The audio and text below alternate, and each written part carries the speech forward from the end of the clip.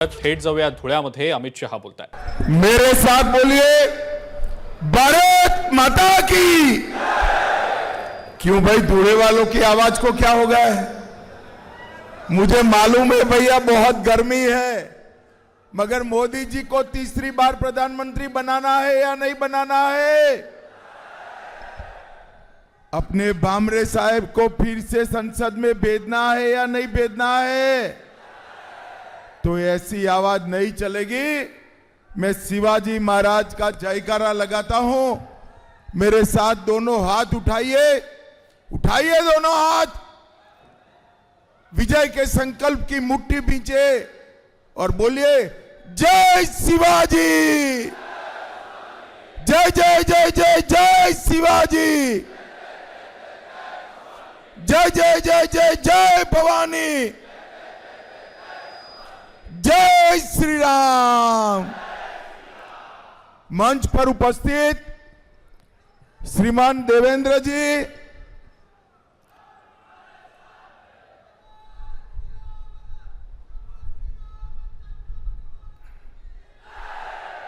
मंच पर उपस्थित भारतीय जनता पार्टी के वरिष्ठ नेता, केंद्रीय पार्लियामेंट्री बोर्ड के सभ्य और महाराष्ट्र के उप मुख्यमंत्री श्रीमान देवेंद्र फडणवीस जी, जिनको जिताने की अपील करने के लिए आज मैं आया हूं, ऐसे हमारे सांसद और प्रत्याशी श्री सुभाष भामरे जी, राज्यसभा के सांसद अजीत जी गोपछड़े जी, दादाजी भूसे जी, अजय कुमार रावल जी, दिलीप बोरसे जी, राहुल आहेर जी, अमरीश जी पटेल, राज्यवर्धन कदमबांडे, जयप्रकाश जी, गजेंद्र जी, धरती देवेरे जी, अनूप अग्रवाल जी, बबन चौधरी जी, अरविंद जी, राम बदाने जी, बाला साहेब जी, और आज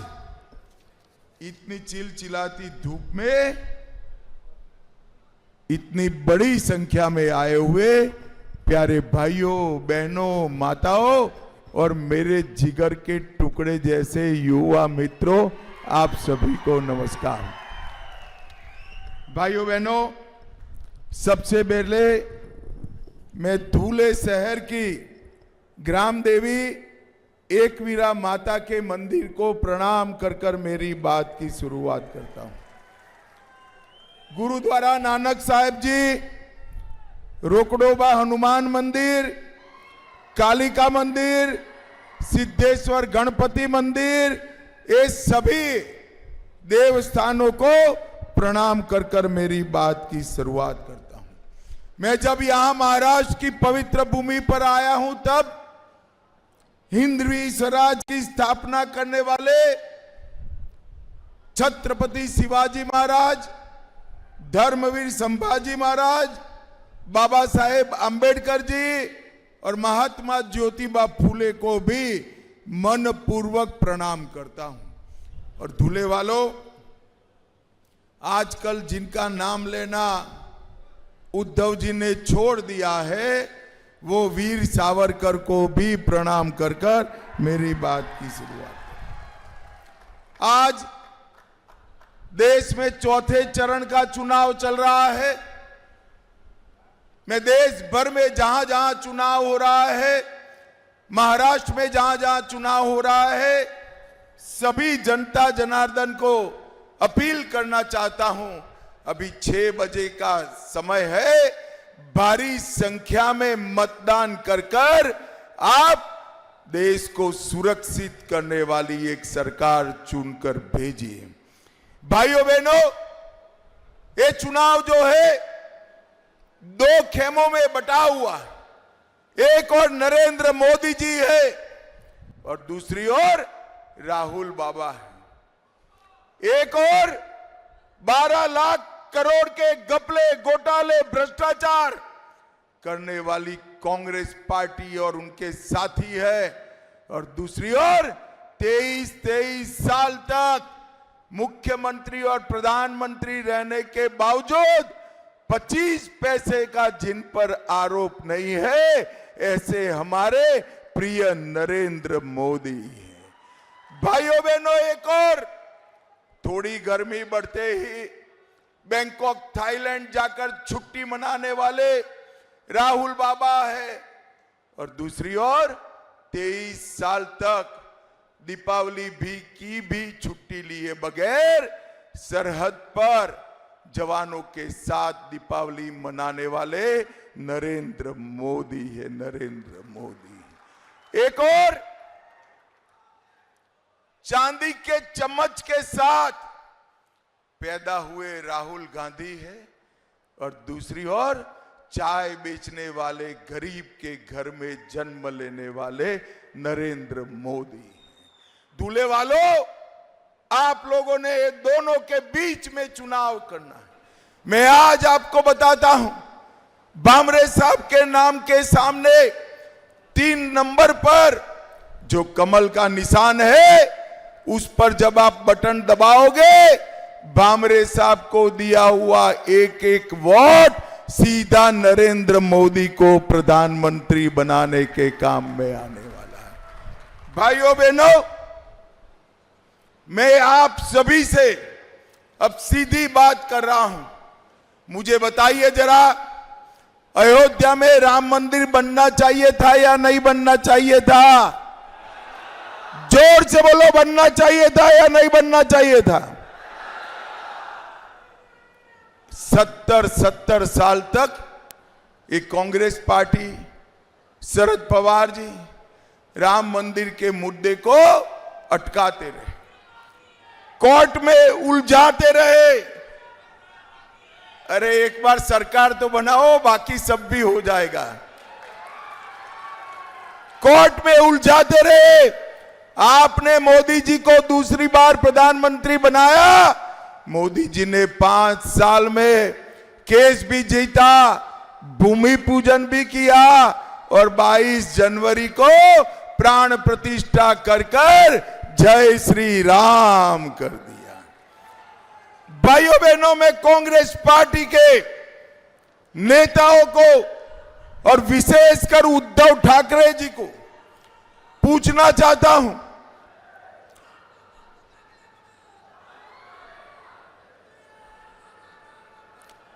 उद्धव ठाकरे जी को पूछना चाहता हूं कि प्राण प्रतिष्ठा का निमंत्रण जब आपको मिला तो आप प्राण प्रतिष्ठा में क्यों नहीं गए? मुझे बताओ भाई, राहुल जी, उद्धव जी ने प्राण प्रतिष्ठा में जाना चाहिए था या नहीं जाना चाहिए था? जोर से बोलो, जाना चाहिए था या नहीं जाना चाहिए था? वो नहीं गए। क्यों नहीं गए? क्योंकि उनको अपनी वोट बैंक का डर लग रहा है। मैं बताता हूं, हमें वो वोट बैंक का डर नहीं है। नरेंद्र मोदी जी ने काशी विश्वनाथ जो औरंगजेब ने तोड़ा था, वो काशी विश्वनाथ का कॉरिडोर बनाने का काम भी नरेंद्र मोदी जी ने किया। सोमनाथ का मंदिर सोने का बन रहा है, और इसके साथ साथ सारे अपने श्रद्धा केंद्रों का फिर से महिमा मंडन नरेंद्र मोदी जी कर रहे हैं।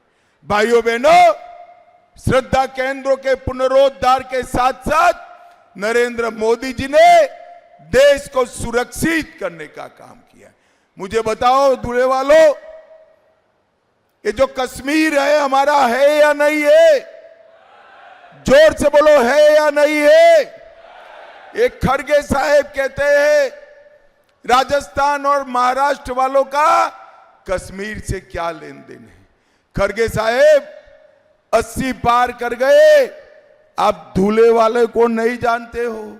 दूल्हे का बच्चा बच्चा कश्मीर के लिए अपनी जान दे सकता है मित्रों, जान दे सकता है। 70 साल से तुष्टीकरण की राजनीति के लिए कांग्रेस पार्टी ने धारा 370 को संभाल कर रखी थी।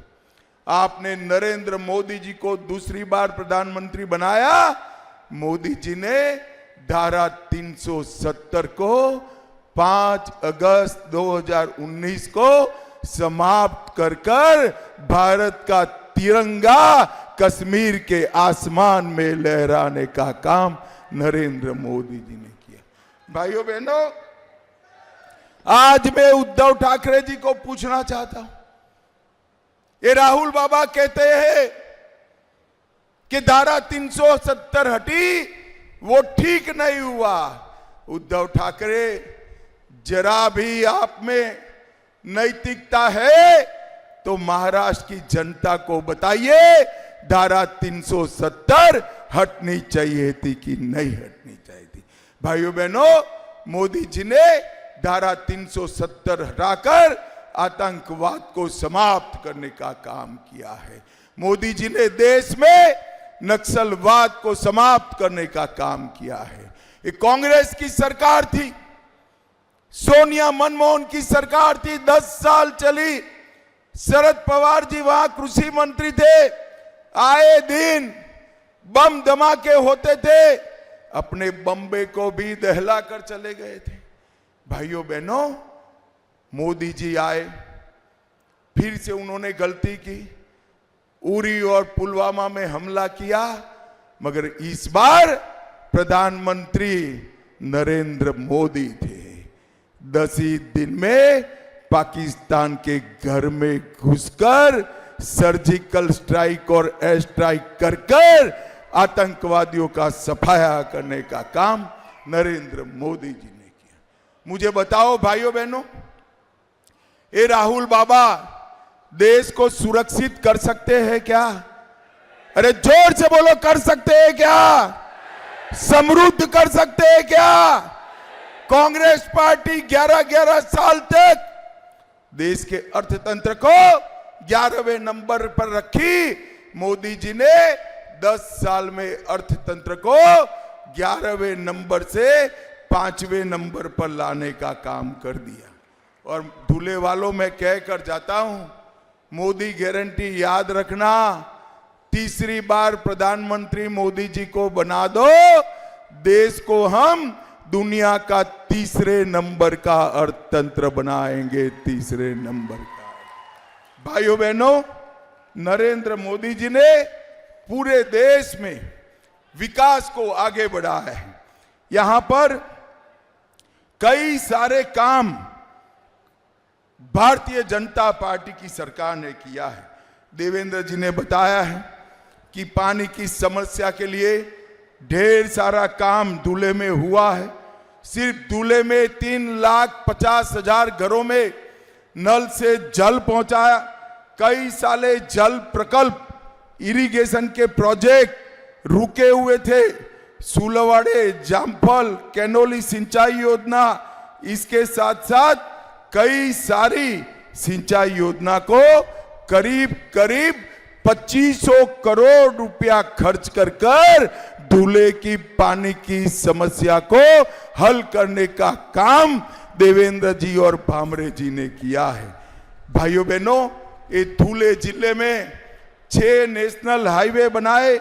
धुले सोलापुर, दोंडाईचा कुसुम्बा मालेगांव, साकरी पीपलनेर, सटाणा देवला चांदवड़ और सोनगिर दोंडाईवाड़ा अंकलेश्वर और नागपुर सूरत हाईवे, ये सारे हाईवे धुले में फिर से एक बार जीवंत करने का काम नरेंद्र मोदी जी और देवेंद्र फडणवीस ने किया है। मित्रों, एक बात मैं कहना चाहता हूं, पूरे देश में किसान जो कपास उगाता है, इसके लिए ऐसी योजना कोई नहीं लाया। देवेंद्र जी ने 4000 करोड़ रुपया की भावांतर योजना लेके आए हैं कपास के किसानों के लिए। जैसे ही आचार संहिता समाप्त हुई, आपके बैंक अकाउंट के अंदर 4000 करोड़ रुपया सीधा ट्रांसफर होने वाला है। भाइयों बहनों, सीधा ट्रांसफर होने वाला। भारतीय जनता पार्टी की सरकार ने महाराष्ट्र में विकास के लिए लगभग 15 लाख करोड़ रुपया भेजने का काम किया है। परंतु ये उद्धव ठाकरे जी वो जवाब दे, जब कांग्रेस की सरकार थी तब आपने क्या किया था। भाइयों बहनों, ये धूले के अंदर ढेर सारे काम भारतीय जनता पार्टी की सरकार ने किए हैं। 1800 करोड़ का भारत माला प्रोजेक्ट, धूले इंदौर रेलवे मार्ग, धूले दादर रेलवे शुरू कर दी, 6 हाईवे बनाए, 150 करोड़ से धूले के इंफ्रास्ट्रक्चर बनाने का काम किया और 25,000 आवासों को बनाने का काम धूले में समाप्त कर दिया। भाइयों बहनों, आज मैं यहां आया हूं तब सत्ता के कारण, सत्ता के लोभ में सिद्धांत छोड़ने वाले उद्धव ठाकरे को 5 सवाल मैं पूछना चाहता हूं। कांग्रेस के नेता आतंकी कसाब का समर्थन कर रहे हैं। उद्धव ठाकरे, क्या आप कांग्रेस के नेताओं के साथ है? इसका जवाब महाराष्ट्र की जनता को दीजिए। दूल्हे वालों, मुझे बताओ, ट्रिपल तलाक वापिस आना चाहिए क्या? जोर से बोलो, आना चाहिए। एक कांग्रेस पार्टी मुस्लिम पर्सनल लॉ वापिस लाना चाहती है। उद्धव ठाकरे, आप जवाब दीजिए, क्या आप इसके साथ हैं? कांग्रेस पार्टी और राहुल गांधी वीर सावरकर का विरोध करते हैं। उद्धव जी, आप बताइए, राहुल गांधी के साथ आप सहमत है क्या? और उदयनिधि स्टालिन और उनके साथी सनातन धर्म का विरोध करते। शिवाजी महाराज ने पूरा जीवन हिंदवी स्वराज की स्थापना के लिए न्यौछावर कर दिया। ये सनातन धर्म का विरोध स्टालिन एंड कंपनी करते हैं। उद्धव जी इनके साथ हाथ मिलाते हैं। उद्धव ठाकरे, आप महाराष्ट्र की जनता के सामने स्पष्ट करिए कि आप सनातन के विरोध में इनका समर्थन कर रहे हो या नहीं कर रहे हो। भाइयों बहनों, मैं आप सभी को पूछना चाहता हूं, कोरोना का टीका आप सभी को लगा है या नहीं लगा है? जरा लगा है वो दोनों हाथ उठाइए तो जरा मुझे बताओ। 25 पैसा भी देना पड़ा है। मोदी जी ने सामने से कॉफी पिलाकर कोरोना का टीका दिया ना। मुझे बताओ, कोरोना जैसा कोई संकट देश पर आता है, ये इंडिया अलायंस के नेता राहुल गांधी देश को बचा सकते हैं क्या? अरे जोर से बोलो, बचा सकते हैं क्या? चंद्रमा पर चंद्रयान को पहुंचा सकते हैं क्या? अरे जिसका खुद का लॉन्चिंग राजनीति में 20-20 बार फेल हो गया, वो राहुल गांधी क्या चंद्रयान लॉन्च करेंगे? भाइयों, ये पाकिस्तान को मुंह तोड़ जवाब दे सकते हैं क्या? जोर से बोलो, दे सकते? ये नक्सलवाद समाप्त कर सकते? ये आतंकवाद समाप्त कर सकते? ये देश को समृद्ध बना सकते? ये गरीबों के घर में गैस, पानी, घर, बिजली, स्वास्थ्य की सेवाएं, मुफ्त अनाज पहुंचा सकते हैं क्या? भाइयों बहनों, ये लोग केवल और केवल अपने परिवार के लिए भी इकट्ठा हुए। मैं इसलिए आप सभी को कहने आया हूं, एक बार 20 तारीख को सभी काम साइड पर रखकर नरेंद्र मोदी के नाम पर भारतीय जनता पार्टी के कमल के निशान पर बटन दबाइए। मुझे बताओ भाइयों बहनों, 20 तारीख को भामरे साहब को जिताओगे क्या? अरे जोर से बोलो, जिताओगे? कमल के निशान पर बटन दबाओगे? मोदी जी को तीसरी बार प्रधानमंत्री बनाओगे? तो मेरे साथ दोनों हाथ उठाइए, उठाइए दोनों हाथ, विजय के संकल्प की मुट्ठी भींचे और जोर से बोलिए, जय श्री राम, भारत माता की, भारत माता की, वंदे वंदे। आप सभी का बहुत बहुत मनपूर्वक धन्यवाद। बहुत बहुत धन्यवाद सर, आपकी अंतर्दृष्टि और दूल्हे को दिए गए गर्म जोशी प्यार के लिए बहुत बहुत बहुत धन्यवाद. एबीपी माझा, उघडा डोळे बघा नीट.